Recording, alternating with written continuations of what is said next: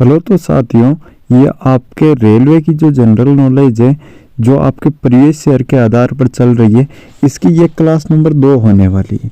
Class number 2 होने वाली है। इसका हमने एक पार्ट कर लिया जिसमें हमने एक तो सिंधु घाटी सभ्यता वाला टॉपिक किया था। अगर वो आपने नहीं देखा तो आप जाके देख सकते हो। और एक पाषाण काल का टॉपिक किया था। तो ये 2 टॉपिक किए थे जिसमें हम प्रीवियस ईयर देखते हैं। इसमें आपके NTPC, group D, RPF and जितने भी आपके रेलवे के एग्जाम हुए उन क्वेश्चनों की डिटेल से व्याख्या है और हम टॉपिक वाइज करते हैं।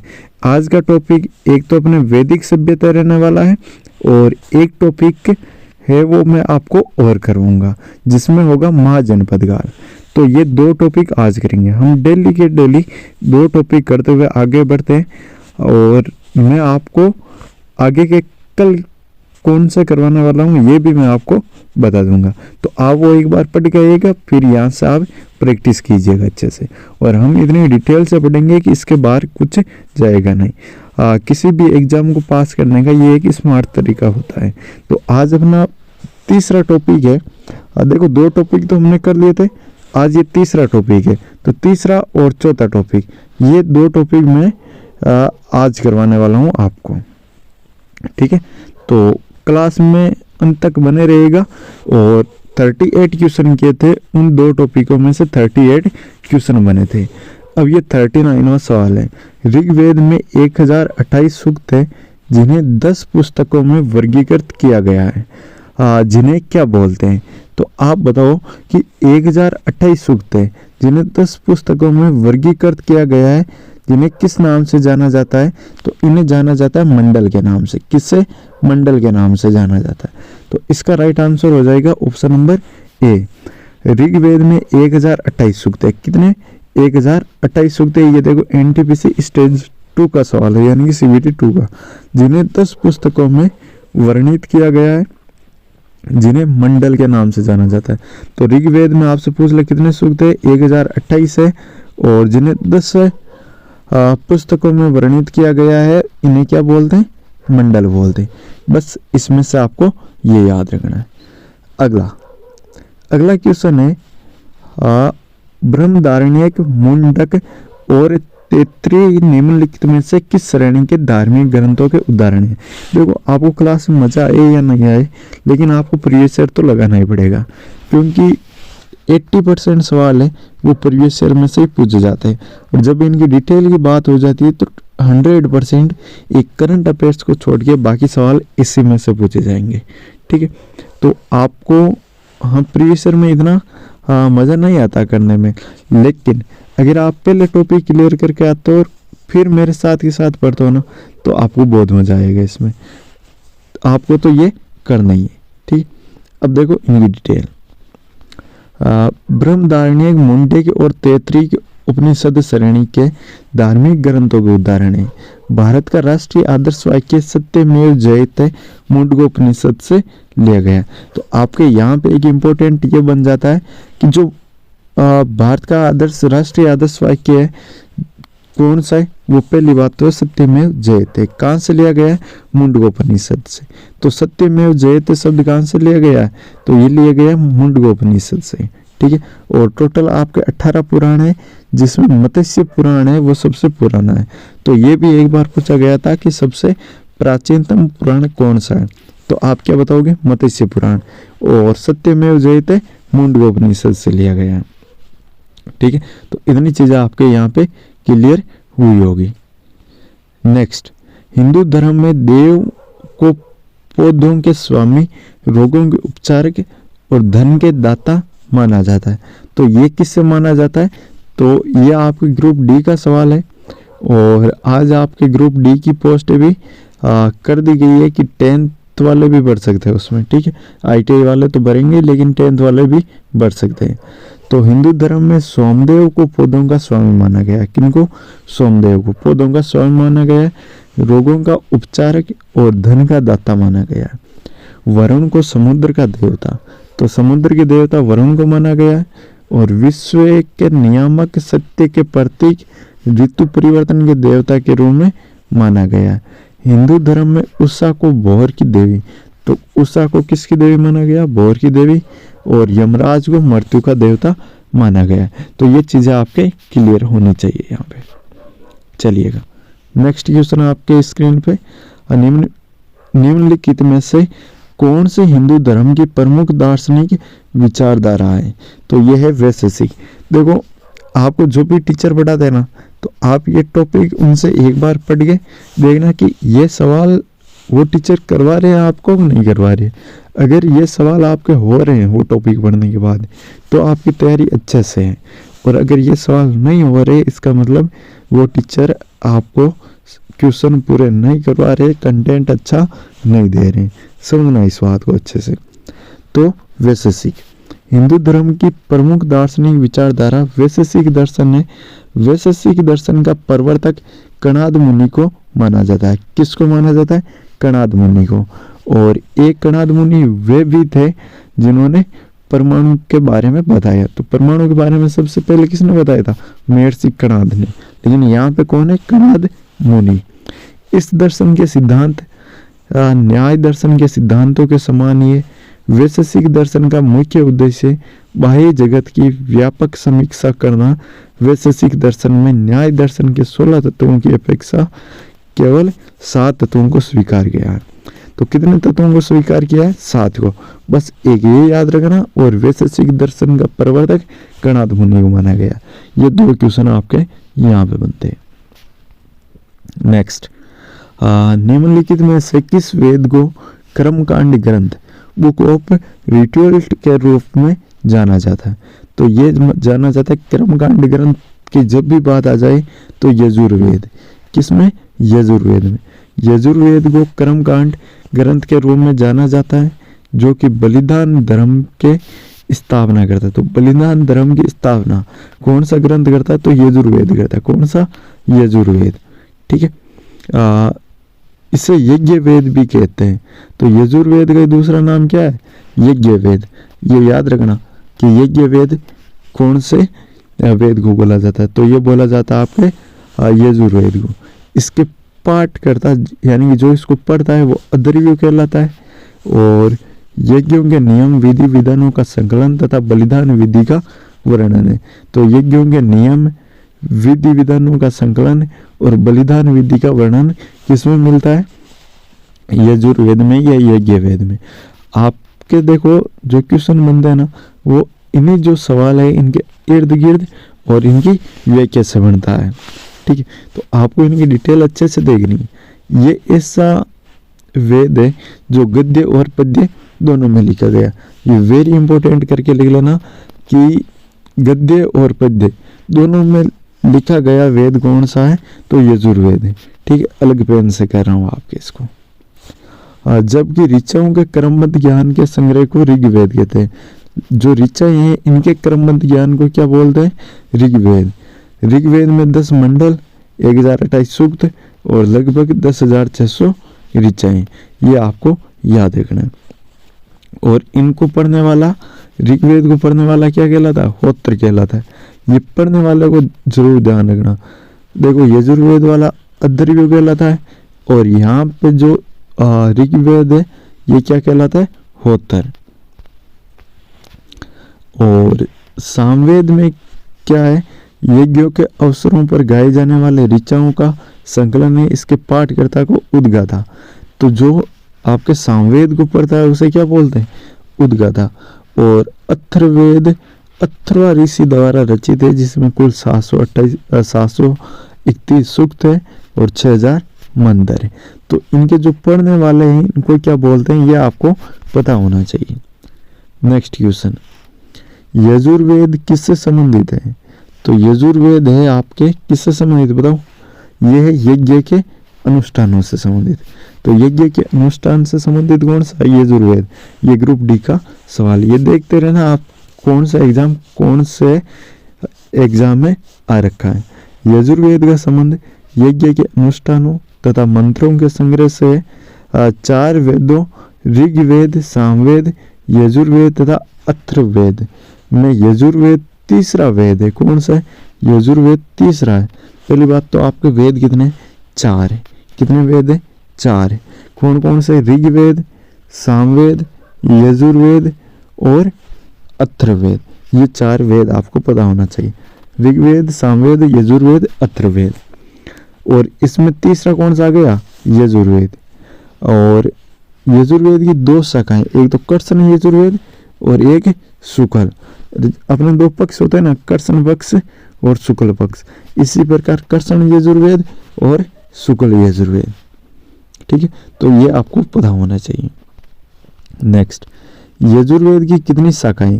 देखो क्लास चाहे कितने भी टाइम की जाए, हम डेली के 2 टॉपिक करेंगे ताकि अपना सिलेबस टाइम पे कंप्लीट हो जाए। और जो आरपीएफ देख लो, अभी आरपीएफ कांस्टेबल का पेपर बचा है जिसमें आपको 50 नंबर का जीके आता है, तो उसके लिए वेरी इंपॉर्टेंट है। जो एनटीपीसी है सीवीटी फर्स्ट में 40 नंबर का, और जो आपके सीवीटी 2 है इसमें 50 नंबर का, तो इसके लिए भी वेरी इंपॉर्टेंट बन जाती है। और आप इसको दिल्ली पुलिस और एसएससी जीडी के लिए भी ले सकते हो, क्योंकि सवाल तो यही बनाते हैं, क्योंकि दोनों के एग्जाम कौन कराती है? टीसीएस कराती है। तो जो एसएससी का पैटर्न रहता है वही किसका रहेगा? इसका रेलवे का। तो आप इन सब के लिए आप क्लासेज ले सकते हो। लेकिन ये प्रीवियस ईयर किसके है? प्रीवियस ईयर क्वेश्चन किसके है? रेलवे के। किसके? रेलवे के, आरआरबी के। यजुर्वेद की कितनी शाखाएं? तो अभी मैंने आपको बताई कि यजुर्वेद की 2 शाखाएं हैं। यजुर्वेद की कितनी? 2, एक कर्षण यजुर्वेद और एक शुक्ल यजुर्वेद। ठीक है, तो कितनी शाखाएं हो गई? 2 शाखाएं हो गई। तो शुक्ल यजुर्वेद और कर्षण यजुर्वेद, ये 2 यजुर्वेद की शाखाएं। यजुर्वेद की 85 शाखाओं की चर्चा मिलती है, किंतु आज उनमें से केवल 4 उपलब्ध है, कठ और कपिस्थल। शुक्ल यजुर्वेद की 2 शाखाएं। देखो मेनली तो कितनी शाखाएं हैं? 2 है। कितनी है? 2 है, एक तो कर्षण और एक शुक्ल। लेकिन फिर जो आपके शुक्ल है ना, शुक्ल की फिर से 2 हो जाती, एक कपिस्थल और एक कठ। कपिस्थल और कठ ये किसकी है? शुक्ल की है। और कर्षण की कौन सी है? एक तो कणव है और एक माध्यंदनी है। कौन सी? कणव और माध्यंदनी। तो ये आपको पता होना चाहिए। वैदिक ग्रंथों के अनुसार संग्रहित्री का क्या कार्य था? तो संग्रहित्री का क्या कार्य था आप बताओ इसका? देखो नॉर्मली आप ऑप्शन देख के बता सकते हो। बताओ क्या कर संग्राहक होगा या कोषाध्यक्ष खजांची होगा? बताओ जल्दी से, आपको मैं 30 सेकेंड का टाइम दे रहा हूं, जल्दी बताओ। चलो, तो इसका क्या होगा? कोषाध्यक्ष। क्या होगा? कोषाध्यक्ष। वैदिक ग्रंथों के अनुसार संग्रहित्री का अर्थ कोषाध्यक्ष खजांची होता है। प्रमुख वैदिक ग्रंथों में 4 वेद है, ऋग्वेद, यजुर्वेद, अथर्ववेद और 8 ब्राह्मण ग्रंथ है और 7 आरण्यक और 12 प्रारंभिक उपनिषद आते हैं। तो ये आपको पता होना चाहिए। और सबसे मजे की बात है कि जब हम डिटेल पढ़ रहे हैं ना, इसको बार बार पढ़ेंगे तो आपको ये यहीं पे याद हो जाएगी। क्लियर? एक बार के लिए मैं आपको बता देता हूँ कि इसमें टोटल कितने सवाल है। हमें 47वां करना है, याद रखना, हमें 47वां सवाल करना है। ठीक है, तो इसमें जो भी सवाल है मैं आपको बता देता हूँ कि कितने सवाल आएंगे। इसमें आप देखते जाना, अभी तक यही चल रहा है। ठीक है, 6वीं शताब्दी ये। तो हमें 4 टॉपिक तक के टोटल सवाल करने हैं आपके 82। तो थोड़ा सा हम फास्ट चलने की कोशिश करेंगे, 82 सवाल करने हैं। ठीक है, हम 47 पे चल रहे थे। आ जाओ 47 पे आ जाओ वापिस। ये हिंदू धर्म पुरुषार्थ जीवन के लक्ष्य के माध्यम से जीवन में पूर्ण भागीदारी को प्रोत्साहित करता है। निम्न में से कौन सा एक पुरुषार्थ नहीं है? तो जो नहीं है वो वाला बताना है। तो ये सत्व नहीं होगा और बाकी काम, मोक्ष और अर्थ ये तीनों होंगे, लेकिन सत्व नहीं होगा। तो जो पूछा है कौन सा नहीं है, तो वो सत्व नहीं है, यानी कि ऑप्शन नंबर बी यहाँ पे राइट आंसर हो जाएगा। चलिएगा, प्राचीन काल में मनुष्य के उद्देश्य पूर्ण जीवन को व्यतीत करने हेतु आश्रम व्यवस्था का निर्धारण किया गया है। किसका? आश्रम। निर्धारित आश्रम व्यवस्था की सफलता पुरुषार्थ पर ही निर्भर थी, ये पुरुषार्थ, धर्म, अर्थ, काम और मोक्ष थे। तो ये 4 याद रखना। कौन कौन से? धर्म, अर्थ, काम और मोक्ष। कोई सोच भी सकता है कि यहाँ से भी सवाल बन सकता है, लेकिन यहाँ से भी बना। तो धर्म, अर्थ, काम और मोक्ष, इन्हें चतुर्वर्ग भी कहा जाता है। तो कितने चतुर्वर्ग है? 4। कौन कौन से? धर्म, अर्थ, काम और मोक्ष। पुरुषार्थ के अंतर्गत मनुष्य भौतिक सुखों का उपभोग करते हुए धर्म का भी समान रूप से अनुसरण करके मोक्ष का अधिकारी होता है। अतः दिए गए विकल्प में सत्य पुरुषार्थ नहीं है। तो आपको ये याद होना चाहिए कि कौन कौन से धर्म, अर्थ, देखो अलग पेन से कर देता हूँ आपको, आप इसका स्क्रीनशॉट भी ले सकते हो। धर्म, अर्थ, काम और मोक्ष, ठीक है। ये चलिएगा next question. Next question 48 number, निम्नलिखित में से कौन सा ग्रंथ वैदिक साहित्य का हिस्सा नहीं है? तो वैदिक साहित्य का हिस्सा कौन सा नहीं है? ये पिटक है, वो आपके वैदिक साहित्य नहीं है।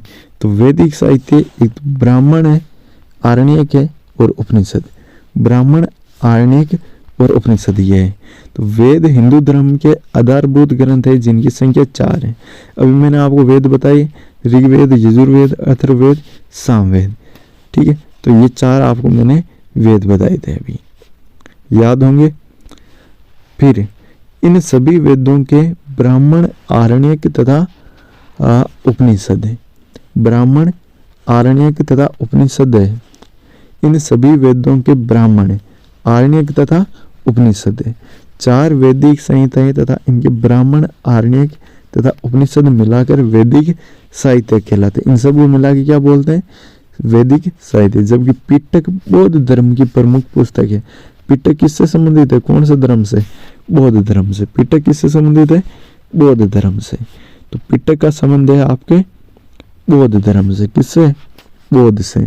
पिटक का बौद्ध धर्म से संबंध है। क्लियर? नेक्स्ट, बौद्ध धर्म में पिटकों का वेदों के समान ही माना गया है। जिस प्रकार अपने हिंदू धर्म में वेद बोला जाता है, उसी प्रकार बौद्ध धर्म में क्या होते हैं? पिटक होते हैं। जिस प्रकार अपने वेद होते हैं 4, ऋग्वेद, यजुर्वेद, अथर्ववेद, सामवेद, इसी प्रकार जो बौद्ध धर्म में इसमें क्या होते हैं? पिटक होते हैं। अब पिटक कितने हैं? 3 पिटक है। कितने पिटक है? 3 पिटक। कौन कौन से? एक तो विनय पिटक, सुत पिटक, अभिधम पिटक। विनय, सुत, अभिधम। बौद्ध धर्म व संघ के नियमों का संकलन विनय पिटक में मिलता है, और बौद्ध धर्म के सिद्धांतों का संकलन, जो बौद्ध धर्म के सिद्धांत है, वो सुत पिटक में मिलते हैं। और अभिधम में क्या होता है?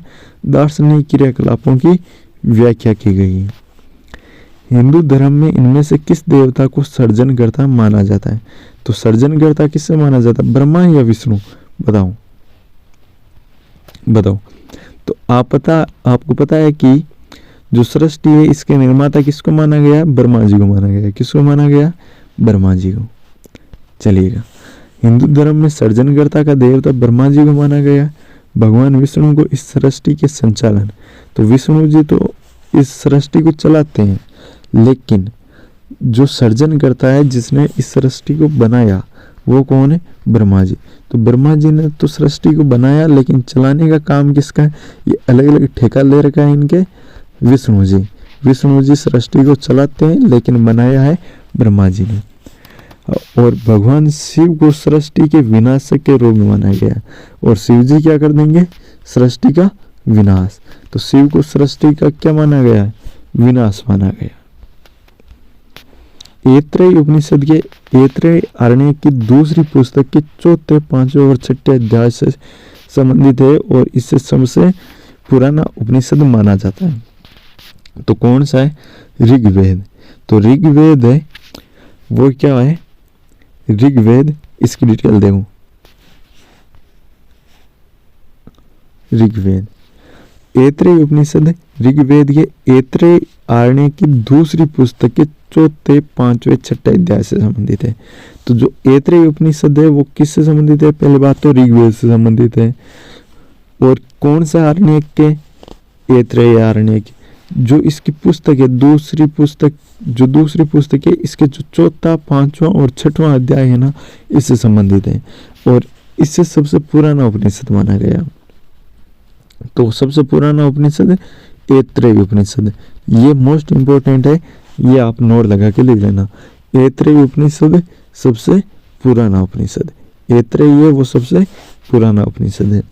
ऋग्वेद 10 मंडल, ऋग्वेद में 10 तो मंडल है, 1028 सूक्त है और लगभग 10,600 ऋचाएं। ये भी पूछ लेते हैं, ये मंडल और सूक्त का ज्यादा पूछा जाता है।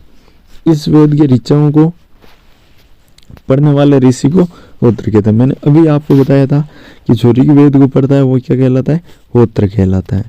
इस वेद में आर्यों के राजनीतिक प्रणाली एवं इतिहास के बारे में जानकारी मिलती है, तो ये आपको पता होना चाहिए इतना। क्लियर? चलिएगा नेक्स्ट क्वेश्चन की बात करते हैं हम। नेक्स्ट क्वेश्चन यहाँ पे, अगर आपने अभी तक अपने चैनल को सब्सक्राइब नहीं किया तो आप जाके सब्सक्राइब कर सकते हो और वीडियो को लाइक भी कर सकते हो। सब्सक्राइब और लाइक कर सकते हो एंड शेयर तो बनता ही है। जो भी तैयारी करते हैं और एक अच्छी दिशा में तैयारी करना चाहते हैं उनके साथ ये वीडियो शेयर कर देना। हम देखने वाले वीडियो कम ही होंगे क्योंकि ये इतना ज़्यादा कंटेंट और इतना अच्छा कंटेंट हजम करने की हिम्मत हर किसी को नहीं होती। तो ऋग्वेद 4 वेदों में से पवित्रतम वेद है, जिनमें 10,600 ऋचाओं के रिक्त स्थान, सूक्तों के 10 अध्याय जिन्हें मंडल कहा जाता है शामिल है। यानी कि सीधी सी बात है, ये पूछ रहा है ऋग्वेद में कितने सूक्त है, तो मैंने अभी आपको बताया 1028 सूक्त है। कितने? 1028। तो देख लो इसमें से कौन सा ऑप्शन है, ऑप्शन नंबर ए। तो मैंने अभी आपको जस्ट बताया कि 1028 सूक्त है, 10 अध्याय है और 10,600 ऋचाएं हैं। ठीक है, 10,600 ऋचाएं कौन से में? ऋग्वेद में।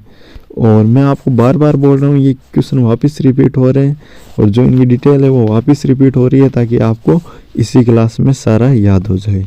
इससे बेस्ट और कुछ हो ही नहीं सकता। चारों वेदों में ऋग्वेद सबसे प्राचीन है। तो यहाँ पे एक क्वेश्चन ये बन जाता है कि जो ऋग्वेद है ना ये सबसे प्राचीन वेद है। तो सबसे प्राचीन वेद कौन सा है? ऋग्वेद। यहाँ पे ये बात याद रखनी है। चलिएगा अलग पेन से मार्क कर देता हूँ यहाँ पे आपके। ठीक है, सबसे प्राचीन वेद ऋग्वेद तथा अथर्ववेद सबसे नवीन। अथर्ववेद, तो अथर्ववेद सबसे नवीन है। तो सबसे पुराना कौन सा है?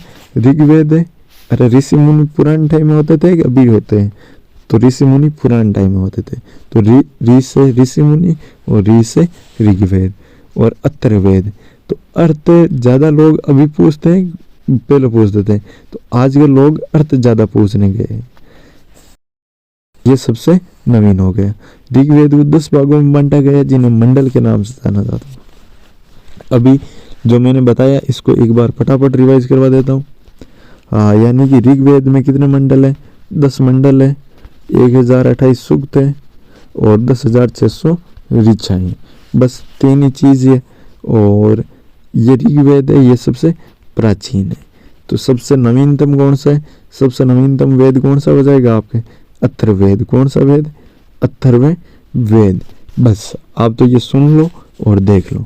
जब भी आपको सोना होता है तो आप इस वीडियो को चालू कर लो और सो जाओ, आपकी चीजें अपने आप रिपीट होती रहेगी। ऋग्वेद में उद्धत प्रमुख देवता इंद्र है। तो ऋग्वेद में किसका उल्लेख किया गया? मेनली इंद्र भगवान का। किसका? इंद्र भगवान का। प्रसिद्ध गायत्री मंत्र का उल्लेख ऋग्वेद के, ये तो आप नोट लगा के इम्पोर्टेंट लगा के लिख लेना कि ऋग्वेद के 3रे मंडल में किसका उल्लेख है? गायत्री मंत्र का। तो गायत्री मंत्र का उल्लेख किस में मिलता है? पहली बात तो ऋग्वेद में मिलता है। और ऋग्वेद में भी कहाँ पे? जो 10 मंडल है, 10 मंडल में से जो 3रा मंडल है इसमें मिलता है। किसमें? 3रे मंडल में। नेक्स्ट, तथा 9वें मंडल में देवता सोम का उल्लेख है। तो यहाँ पे कुछ चीजें आपको जो आनी चाहिए वो मैं आपके क्लियर कर देता हूँ। तो जो ऋग्वेद है, ऋग्वेद टाइम थोड़ा सा ज़्यादा लगेगा लेकिन 10 मिनट ज़्यादा लगेगा लेकिन चीज़ें ज़्यादा क्लियर हो जाएगी। 1028 सूक्त है, 10 मंडल है और कितनी 10,600 ऋचाएँ हैं। और ऋग्वेद सबसे प्राचीनतम ग्रंथ है, प्राचीनतम वेद है, सबसे प्राचीनतम वेद है। ठीक है, ये मैंने बताया। और तीसरा जो 10 मंडल है, 10 मंडल में से जो तीसरा मंडल है ऋग्वेद का, इसमें गायत्री मंत्र का उल्लेख है। और जो नौवां मंडल है इसमें जो देवता सोम है इनका उल्लेख है। बस आप तो ये चीज़ें याद रख लेना, आपके सवाल कहीं नहीं जाने वाला, आपके सारे सवाल आपके पढ़े हुए में से ही आएंगे। ठीक है, चलिए, किस वेद में ऋचाओं की संख्या सर्वाधिक है? तो किस में? ऋग्वेद में। ऋग्वेद में कितनी? 10 ऋचाएं। कितनी है? 10। अरे 10 तो मंडल है, ऋचाएं कहाँ है? 10,600 है। कितनी है? 10,600 ऋचाएं।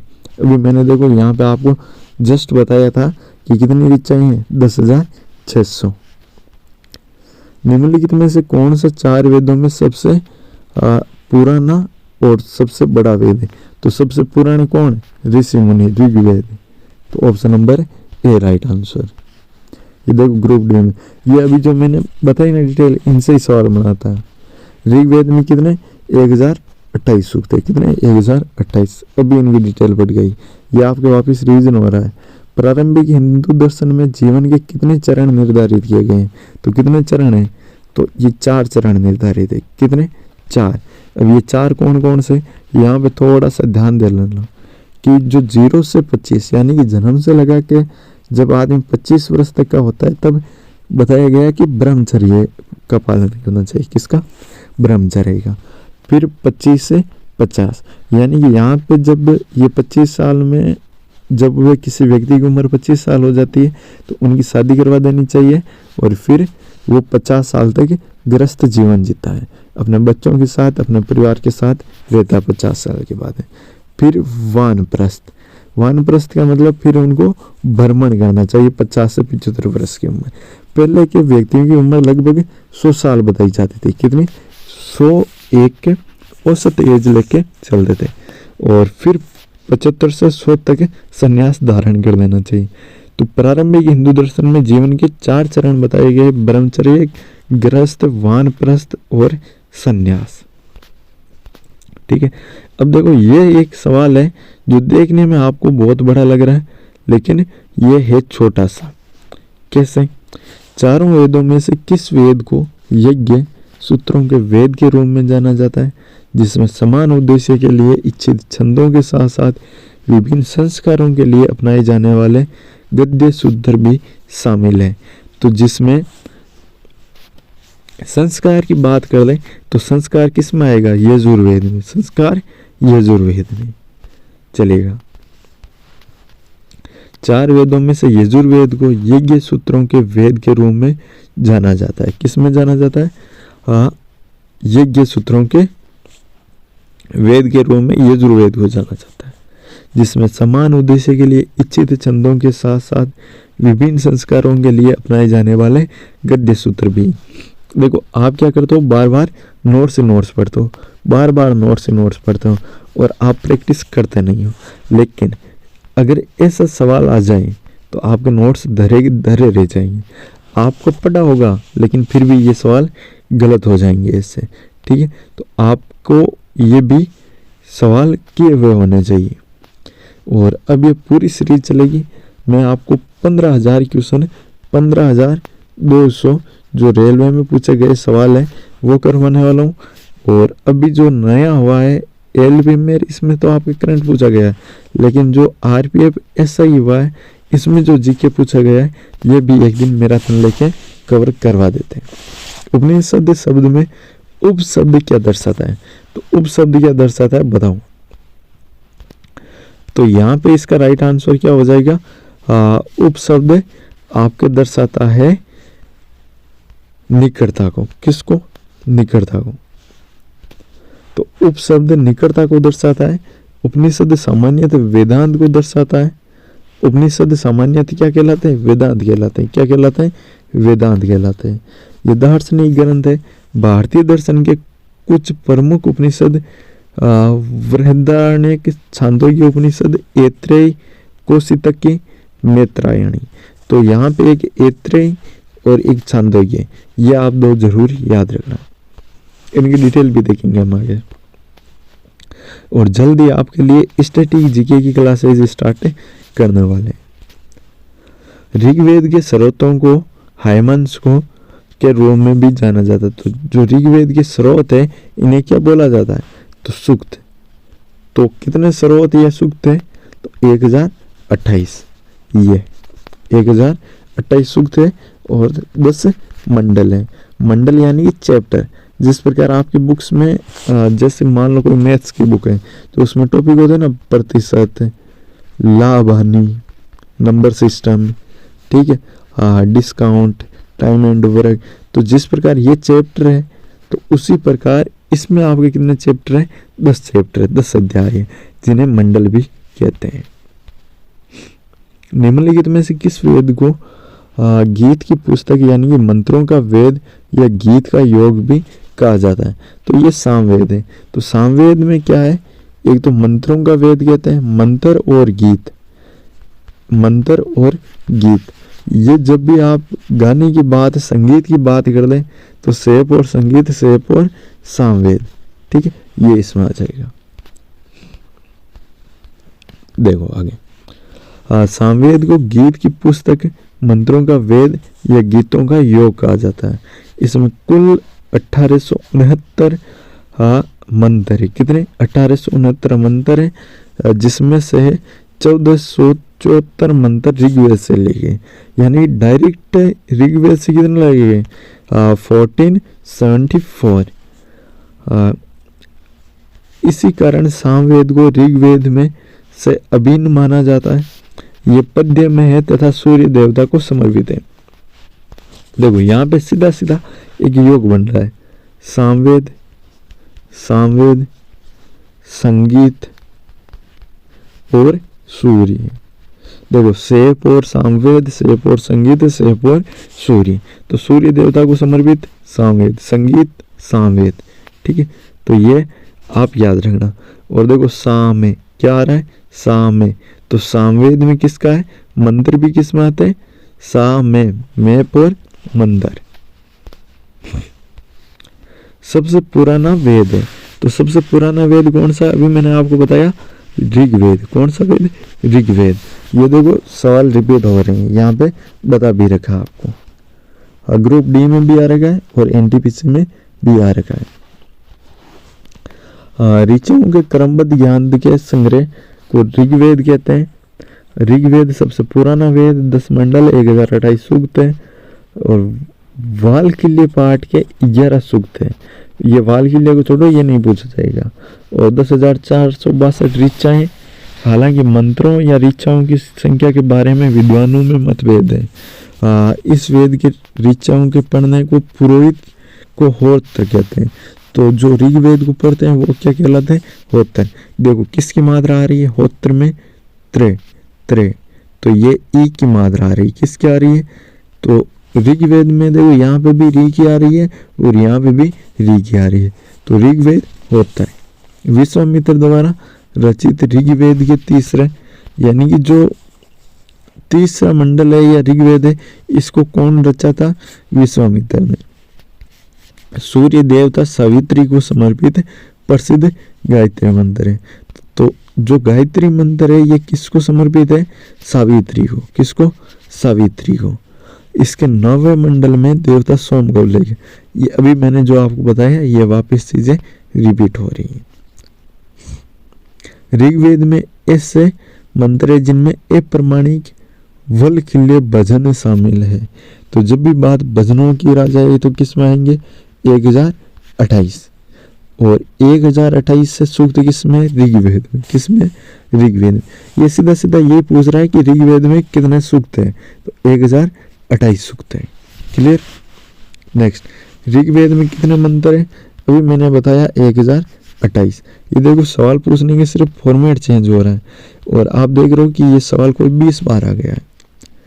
वेदों का इनमें से कौन सा एक जटिल शब्दों के अर्थ एवं व्याख्या के लिए प्रसिद्ध है। तो बताओ इसमें से कौन सा होगा। चलिए तब तक मैं इसके डिटेल पे लेके चलता हूँ। आपको आंसर तो आना भी चाहिए, लेकिन इसकी डिटेल आपको अच्छे से आनी चाहिए। तो वेदों के अंग को क्या बोलते हैं, वेदांग। और वेदांगों की संख्या कितनी है, 6 है। शिक्षा, व्याकरण, निरुक्त, छंद, ज्योतिष और कल्प। शिक्षा, व्याकरण, निरुक्त, छंद, ज्योतिष और कल्प। इनमें से वेदों का अंग निरुक्त जटिल शब्दों के अर्थ एवं व्याख्या के लिए है। तो यहाँ पे इसका अपना आंसर क्या होगा, निरुक्त। क्या होगा, निरुक्त, जो कि जटिल है, कठिन है। जो कठिन शब्द व्याकरण की पहुंच से बाहर है उनके अर्थ जानने के लिए ही निरुक्त की रचना की। यानी कि जो कठिन कठिन शब्द है जो व्याकरण में भी नहीं आते, वो कहाँ पे डाले गए हैं, इसमें निरुक्त में डाले गए हैं। किसमें, निरुक्त है। और इसके जो रचयिता है, जो इसके रचयिता है वो कौन है, यास्क है। यास्क है वो निरुक्त के रचयिता है। यास्क मुनि ने निरुक्त को व्याकरण का पूरक माना गया है। तो व्याकरण का पूरक किसे माना गया है, निरुक्त को। किसने माना था, यास्क मुनि ने। अब ये बार ऐसा क्वेश्चन बनेगा कि व्याकरण का निरुक्त किसने माना, यास्क मुनि ने। नेक्स्ट, भारत का राष्ट्रीय आदर्श वाक्य सत्यमेव जयते किस प्राचीन भारतीय शास्त्र, तो मुंडको उपनिषद से लिया गया। किससे लिया गया, मुंडको उपनिषद से। और देख सकते हो कितना इंपॉर्टेंट सवाल है, मुंडको उपनिषद से लिया गया है। और मुंडको उपनिषद किससे, कौन से मंडल में दिया गया है, ये बताना कमेंट करके। भारत का राष्ट्रीय आदर्श वाक्य सत्यमेव जयते अर्थात सत्य की हमेशा विजय होती है, मुंडको उपनिषद से लिया गया है। और इसका उल्लेख सम्राट अशोक द्वारा बनाए गए सिंह स्तंभ यानी कि सारनाथ में भी रहा है, जिसे हूबहू भारत के राष्ट्रीय प्रतीक में शामिल किया गया है। तो भारत के राष्ट्रीय प्रतीक में शामिल किसे किया गया है, बताओ, जो सारनाथ का अशोक स्तंभ है इसको। धनुर्वेद यजुर्वेद का उपवेद है, इनका संबंध निम्न में से किससे है, तो धनुर्वेद यजुर्वेद का उपवेद है। तो पहली बात तो धनुर्वेद किससे संबंधित है, यजुर्वेद से। यानी कि ये जो धनुर्वेद है ये यजुर्वेद का उपवेद माना गया है। और ये है आपके युद्ध कौशल से संबंधित। किससे, युद्ध कौशल से संबंधित। धनुर्वेद यजुर्वेद का एक उपवेद है। इसके अंतर्गत धनुर्विद्या या सैन्य विज्ञान आता है। धनुर्वेद वह शास्त्र है जिनमें धनुष चलाने की विद्या का निरूपण किया गया है। मधुसूदन सरस्वती ने अपने प्रस्थान भेद नामक ग्रंथ में धनुर्वेद को यजुर्वेद का उपवेद माना। चलिए, हाँ, हो सकता है आपको क्लास में थोड़ी सी बोरिंग फील हो जाए, क्योंकि प्रीवियस ईयर करता है तो ऐसे ही होता है। और प्रीवियस ईयर के साथ में इतनी डिटेल हर कोई हजम नहीं कर पाता। जिसने हजम कर लिया मान लो उसका सिलेक्शन हो गया। निम्नलिखित में से किस वेद में संगीत से संबंधित ज्ञान संग्रहित है, तो संगीत वाला अभी मैंने बताया आपको, सेप और संगीत, सेप और सामवेद, और सेप और सूर्य, ठीक है। और मेप और मंत्र, तो मंत्र से संबंधित, संगीत से संबंधित, सूर्य से, तो ये कौन सा हो जाएगा, सामवेद। सामवेद संगीत से संबंधित वेद है। साम का अर्थ होता है गान करना, जो गाता है ना कोई, गान करना, गुणगान करना, वो वाला। सामवेद में सम्मिलित मंत्रों को देवता की स्तुति के समय गाया जाता है। सामवेद में कुल 1875 ऋचाएं हैं।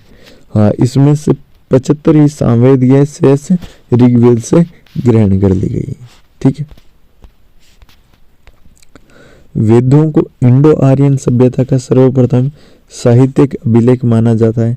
इनमें शामिल 4 वेदों के नाम ऋग्वेद, सामवेद, यजुर्वेद और अथर्ववेद है। कौन सा, यानी ये सीधा सा पूछ रहा है कि ये अपने जो वेद है ये कितना है, उनके नाम बताओ। ऋग्वेद, सामवेद, यजुर्वेद और अथर्ववेद, बस इतना सा पूछा। वेदों को इंडो आर्यन सभ्यता का सर्वप्रथम साहित्यिक अभिलेख माना जाता है, जिनका संकलन महर्षि कर्षण द्वैपायन वेद व्यास ने की थी। तो इनका संकलन किसने किया था, महर्षि कर्षण द्वैपायन वेद व्यास ने, ये एक के नाम है। वेद का अर्थ होता है ज्ञान। वेद का अर्थ क्या होता है? ज्ञान। इनमें आर्यों के आगमन व बसने की जानकारी मिलती है। वेद 4 है, अभी मैंने आपको बताया, और इन 4 वेदों को संहिता कहते हैं। अगर आपसे पूछ ले कि संहिता कौन कौन सी है, तो यही ऋग्वेद, यजुर्वेद, सामवेद, अथर्ववेद, यही बताना है।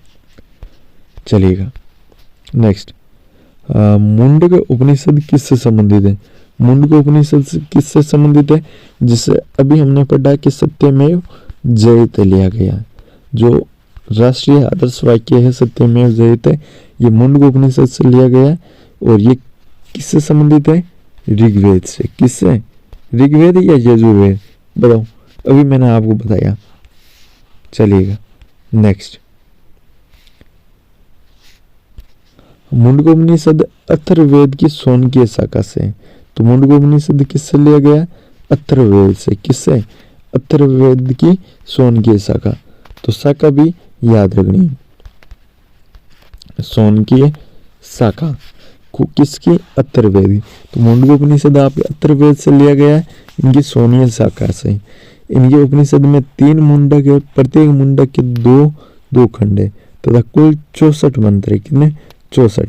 मुंडकोपनिषद को मंत्रोपनिषद के नाम से भी जाना जाता है। भारत के राष्ट्रीय प्रतीक में अंकित सत्यमेव जयते शब्द कहाँ से लिया गया है? मुंडकोपनिषद से। नेक्स्ट, भारत की वैदिक काल की अवधि क्या मानी गई है? तो ये मानी गई है आपके 1500 BC से 500 BC। BC का मतलब होता है ईसा पूर्व। क्या होता है? ईसा पूर्व। सिंधु सभ्यता के पतन के बाद जो नवीन संस्कृति प्रकाश में आई है, उसके विषय में हम संपूर्ण जानकारी वेदों से मिलती है। इसलिए इस काल को वैदिक काल के नाम से जानते हैं। इसका समय 1500 से 500 ईसा पूर्व माना गया। चलिएगा नेक्स्ट, निम्नलिखित में से कौन सा वेद जादुई अनुष्ठान और वशीकरण के बारे में बताता है? तो जादू टोनों के बारे में कौन सा बताता है? अथर्ववेद। अथर्ववेद। और संगीत के बारे में सामवेद। ठीक है। और सबसे प्राचीन ऋग्वेद। और सबसे नया कौन सा है? अथर्ववेद। तो अथर्ववेद को ब्रह्मवेद भी कहते हैं। अथर्वा ऋषि के नाम पर इसका नाम अथर्ववेद पड़ा। और रचना सबसे बाद में हुई, यानी यह सबसे नया है। इसमें टोटल 20 चैप्टर है और 730 सूक्त है। अगर 730 आ जाए तो 730 करना है, नहीं तो 731 करना है। 5987 मंत्र है और इसमें जादू टोना, वशीकरण, भूत प्रेत और औषधियों से संबंधित मंत्रों का वर्णन है अथर्ववेद में। किसमें? अथर्ववेद में। अगर किसी चीज का अर्थ बताएगा तो कैसे बताएगा? जादू टोना करके। कैसे बताएगा? जादू टोना करके। और यह लाइन है ना, ये वेरी इंपॉर्टेंट है। वशीकरण, जादू टोना, भूत प्रेत और औषधियों से संबंधित मंत्रों का वर्णन किस में मिलता है? अथर्ववेद में। किसमें? अथर्ववेद में। काशी का प्राचीनतम उल्लेख अथर्ववेद में मिलता है। चलिएगा, यजुर्वेद में यजुर का अर्थ क्या होता है? तो यजुर का अर्थ क्या होता है? बताओ। बलिदान। क्या होता है? बलिदान। बलिदान, यानी कि यहाँ पे जो यजुर का अर्थ है वो बलिदान होता है। और बलिदान कहाँ पे दिया जाता है? युग में दिया जाता है। युद्ध में दिया जाता है। कहाँ पे दिया जाता है? युद्ध में दिया जाता है, या यज्ञ में दिया जाता है। तो अगर आपसे पूछ ले कि यज्ञ का उल्लेख इसमें, तो यजुर्वेद में। ये पर यज्ञ, ये पर यजुर्वेद। यजुर का अर्थ बलिदान है। यजुर्वेद हिंदू धर्म का एक महत्वपूर्ण श्रुति धर्म ग्रंथ है। इसमें यज्ञ एवं बलि की प्रक्रिया के बारे में बताया गया है। यह हिंदू धर्म के 4 प्रमुख ग्रंथों में से एक है। तो यज्ञ और बलि, जहाँ यज्ञ होगा वहां पे बलि भी दी जाती है। क्या दी जाती है? बलि भी दी जाती है। तो ये उल्लेख किसमें? ये पर यज्ञ, ये पर यजुर्वेद। नेक्स्ट, निम्नलिखित में से किस वेद में बीमारियों का उपचार दिया गया? तो बीमारियों का उपचार दिया गया आपके अथर्ववेद में। अथर्ववेद में तो एक तो जादू टोना, जादू टोना, वशीकरण, जादू टोना, वशीकरण, और जो बीमारियों का उपचार है, ये सब किसमें बताया गया? अथर्ववेद में। अथर्ववेद में बीमारियों के उपचार में के बारे में बताया गया है। अथर्ववेद में मनुष्यों को सामान्य विचारों तथा अंधविश्वासों का वर्णन मिलता है। इसमें विविध विषयों से संबंधित मंत्र तथा रोग निवारण, समन्वय, राजभक्ति, विवाह तथा परिणय गीतों आदि के विवरण सुरक्षित है। ये अथर्व ऋषि द्वारा रचित थे। निम्नलिखित में से किस उपनिषद में वसुदेव कुटुंबकम शब्द लिया गया? वेरी इंपॉर्टेंट, अब की बार भी आपके छपेगा तो याद रखना। तो जो वसुदेव कुटुंबकम है ये महा उपनिषद में। किसमें? महा उपनिषद में। इसका अर्थ क्या होता है? धरती ही परिवार, यानी कि जो संसार ही क्या है? वो आपका परिवार है। वसुदेव कुटुंबकम का ये अर्थ होता है। उपनिषदों में से उपनिषद मुख्य माने जाते हैं। तो इसकी डिटेल देखिएगा आप, ये फिर आपके माँ जनपद काल आ जाएगा, ये लो। और चैनल को अभी तक आपने सब्सक्राइब नहीं किया तो जाके आप सब्सक्राइब कर दो जल्दी से। और जो फर्स्ट वीडियो अगर आपने अभी तक नहीं देखी तो देखना यहाँ पे। और आपके ये classes Delhi police, RPF constable, RPF SI, NTPC, group D सभी के लिए इम्पोर्टेंट रहती है। और जो आपके एसएससी है इनके लिए भी इम्पोर्टेंट रहती है। अब आप बोलोगे कि सर ये तो आपके जो रेलवे है, आरआरबी, इनके जो प्रीवियस ईयर है तो ये एसएससी में कैसे आएंगे? तो देखो, दोनों को एग्जाम कराने वाली संस्था है ना, वो टीसीएस है। कौन है? टीसीएस। तो ये अब आपको ही मैं बोलूँ कि आप एसएससी का पेपर बनाओ और आप रेलवे का क्वेश्चन बनाओ, तो लगभग आपका फॉर्मेट सेम रहेगा, नहीं रहेगा। आप दूसरे क्वेश्चन कहाँ से लेके आओगे? आप वहीं से सवाल उठाओगे, ठीक है। इनकी जो बुकलेट आती है वो एक ही आती है। उपनिषद ही समस्त भारतीय दर्शन के मूल स्रोत है। इन्हें क्या बोलते हैं? वेदांत बोलते हैं। सत्यमेव जयते मुंडक उपनिषद से लिया गया है। और भारतीय इतिहास में मुक्ति का उपनिषद में 108 उपनिषदों का उल्लेख है, लेकिन 11 उपनिषद ही प्रमाणिक है, जिन्हें ब्रह्मदारण्यक उपनिषद सबसे बड़ा और मांडुक्य उपनिषद सबसे छोटा तथा छांदोग्य उपनिषद सबसे पुराना। तो ये यहाँ पे याद रखना। 11 उपनिषद है, जिसमें से बृहदारण्यक है वो सबसे बड़ा है। सबसे बड़ा बृहदारण्यक, नाम है देखो वृहद, वृहद का मतलब भी बड़ा होता है।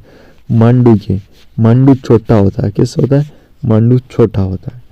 और छांदोग्य सबसे पुराना, अरे छांदोग्य सबसे पुराना छंद क्या है? सबसे पुराने छंद है। सबसे पुराना उपनिषद अभी मैंने आपको बताया कौन सा होगा? छांदोग्य होगा। कौन सा होगा? बिना ऑप्शन आप बता सकते हो। प्रारंभिक भारतीय दार्शनिक के अनुसार प्रत्येक वस्तु मूल तत्वों से बनी। कितने? 5 यानी कि पंच तत्व से जो भी है वो किससे बना है? पंच तत्व से। जिसमें क्या है? वायु, अग्नि, जल, पृथ्वी। वायु, आकाश, अग्नि, जल, पृथ्वी। तो ये आपके पंच तत्व है। और जो भी इस सृष्टि में जो भी पदार्थ है, जो भी मान लो आप मनुष्य हो या कोई भी चीज है, वो सारे इन्हीं पंच तत्वों से बने हैं। चलिएगा, कंठोपनिषद में नचिकेता नामक एक किशोर और देवता के बीच हुई बातचीत दर्ज है, यानी जो बातें होती है वो दर्ज है। निम्नलिखित में से कौन सा देवता नचिकेता से बात कर रहा है? यानी नचिकेता और भगवान जो यम है, ये दोनों बातचीत कर रहे हैं। और ये किसमें? कंठोपनिषद में। और ये वेरी इंपॉर्टेंट सवाल है, आप याद रखना, ये इस बार भी आएगा। कंठोपनिषद में नचिकेता एवं देवता यम के मध्य हुई बातचीत का संवाद दर्ज है। ये कर्षण यजुर्वेद शाखा का उपनिषद है। इस उपनिषद के रचयिता कंठ नामक आचार्य। अब ये आप 3 टॉपिक हो गए जीके के। और अभी हमने हिस्ट्री स्टार्ट की, हिस्ट्री चल रही है। और अगर आपका रिस्पॉन्स अच्छा रहेगा तो हम आपके अकॉर्डिंग और भी सब्जेक्ट स्टार्ट कर देंगे। और हमने टारगेट लिया है कि डेली के 2 टॉपिक करेंगे अभी हर सब्जेक्ट के। तो अभी हम हिस्ट्री के 2 टॉपिक कर रहे हैं। कल हमने सिंधु घाटी सभ्यता और जो पाषाण काल था वो किया था। आज हमने वैदिक सभ्यता कर ली है, ठीक है। और अब कौन सा बच्चा है? महाजनपद काल। कौन सा? महाजनपद काल। तो हम महाजनपद काल पढ़ रहे हैं। इसके थोड़े क्वेश्चन है तो ये भी हम फटाफट से कर लेते हैं। और आप कमेंट बॉक्स में एक अच्छा सा कमेंट कर सकते हो जैसे आपको क्लास लगी, और क्या सुधार करना क्लास में ये भी आप बताओगे, ठीक है। निम्नलिखित में से गलत जोड़ी का चयन करना, यानी गलत है ना वो चयन करना। तो बिंबिसार का गुप्त, यहाँ पे ये गलत हो जाएगा। चंद्रगुप्त, मौर्य वंश, राजराज, ये चोल वंश से, कनिष्क, कुषाण से। चलिएगा देखिए इसकी डिटेल। बिंबिसार ने 544 ईसा पूर्व में मगध पर हरियंग वंश की स्थापना की। तो हरियंग वंश की स्थापना किसने की थी? बिंबिसार ने। कब की थी? 544 में। इसके पूर्व यहाँ ब्रह्मदत्त का शासन था। बिंबिसार ने गिरिवर्ज को अपनी राजधानी बनाया। तो किसको राजधानी बनाया? गिरिवर्ज को। इसने वैवाहिक संबंधों द्वारा अपनी स्थिति मजबूत की।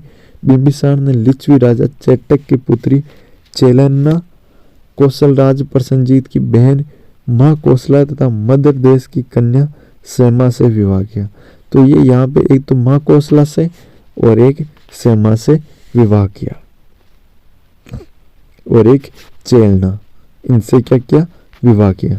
काशी माँ कौशला देवी के साथ देश में मिला था। तो काशी है वो बिंबिसार को कहाँ से मिला? माँ कौशला देवी के साथ में देश में मिला था। चलिएगा, बिंबिसार मगध का शासक था। कहाँ का? मगध का शासक। मगध का शासक कौन था? Bimbisara. Option number A is right answer. चलिएगा नेक्स्ट, निम्नलिखित में से कौन मगध साम्राज्य की राजधानी थी? तो मगध की राजधानी राजगीर थी। मगध की राजगीर।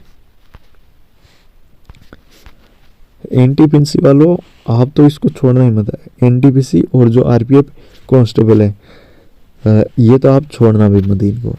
मगध प्राचीन भारत के 16 महाजनपदों में से एक है। ये बौद्ध काल में उत्तर भारत का सबसे शक्तिशाली जनपद है।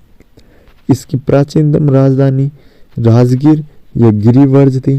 कालांतर में मगध की राजधानी पाटलिपुत्र हुई। हालांकि जो शिशुनाग आया था इसके शासनकाल में राजगीर के अतिरिक्त वैशाली नगर को भी दूसरी राजधानी बनाया गया और इसके बाद में प्रधान राजधानी बन गया, ठीक है।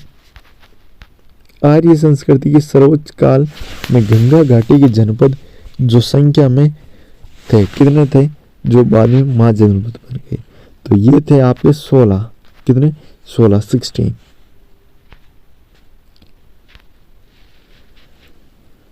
चलिएगा, छठी शताब्दी ईसा पूर्व में 16 महाजनपदों का उदय हुआ था। 16 महाजनपद पूर्व में आर्य संस्कृति के सर्वोच्च काल में गंगा घाटी के 16 जनपद थे। इन 16 महाजनपदों का उल्लेख बौद्ध ग्रंथ के अंगुत्तर निकाय तथा जैन ग्रंथ के भगवती सूत्र में मिलता है। इन 16 महाजनपदों में मगध, वत्स, कौशल एवं अवंती सर्वाधिक प्रसिद्ध थे। ये आपकी इनकी राजधानी दे रखी है, जो कोष्टक में दे रखा है ये इनकी राजधानी। मगध की गिरिवर्ज, वत्स की कौशाम्बी, कौशल की श्रावस्ती, अवंती, उज्जैन। प्राचीन भारत में राज्य या प्रशासनिक इकाइयों का महाजनपद कहा जाता था। प्राचीन काल में अवध को किस नाम से जाना जाता था? तो अवध को है वो किस नाम से जाना जाता था? कौशल से। छठी शताब्दी ईसा पूर्व में भारतवर्ष 16 महाजनपदों में विभाजित था। प्राचीन काल में अवध को कौशल नाम से जाना जाता था। तो अवध को कौशल नाम से जाना जाता था। वर्तमान में ये क्षेत्र फैजाबाद यूपी में पड़ता है। तो ये आपके महाजनपद काल वाला भी टॉपिक कंप्लीट हुआ। कल एक बड़ा टॉपिक होगा जैनिज्म। तो आप एक तो जैन धर्म पढ़ के आओगे और एक टॉपिक और है वो मैं आपको बता देता हूँ। एक तो जैन धर्म हो गया आपके, अगर आप जहाँ से भी पढ़ रहे हो आपके नोट्स बना रखें, या आपके पास कोई भी बुक है तो आप वहाँ से एक जैन धर्म पढ़ोगे और अगला कौन सा पढ़ोगे, एक बौद्ध धर्म पढ़ोगे। तो आज हमने कितने सवाल किए, 87 के आसपास होंगे। और इसमें बौद्ध धर्म तक आपके कितने सवाल हो जाएंगे, अभी देख लो। यहाँ पे मैं इनकी डिटेल दिखा देता हूँ आपके से। कल अपनी क्लास थोड़ी सी लंबी होगी, तो कल आपके दोनों टॉपिक तो नहीं होंगे, तो हम एक काम करते हैं, कल जैन धर्म वाला एक ही करते हैं। कौन सा करते हैं, जैन धर्म वाला। फिर बौद्ध धर्म वाला थोड़ा सा करेंगे, और फिर बौद्ध धर्म काफ़ी बड़ा है तो बौद्ध धर्म को हम बाद में करेंगे। इनके लिए 2 क्लासेज लगेगी, ठीक है। तो कल देखते हैं कितना होता है, लगभग 1 घंटा 1.25 घंटे के आसपास के, 1.5 घंटे के आसपास के हम कल क्लास रखेंगे। तो आप कल जैन धर्म पढ़ के आना है, जैन धर्म तो 100% पढ़ के आना है, और आप बौद्ध धर्म भी पढ़ गया होगे। हम दोनों करने की कोशिश करेंगे। और यहाँ तक पहुँच गए तो चैनल को सब्सक्राइब, वीडियो को लाइक और एक ही प्यारा सा कमेंट करो, ठीक है।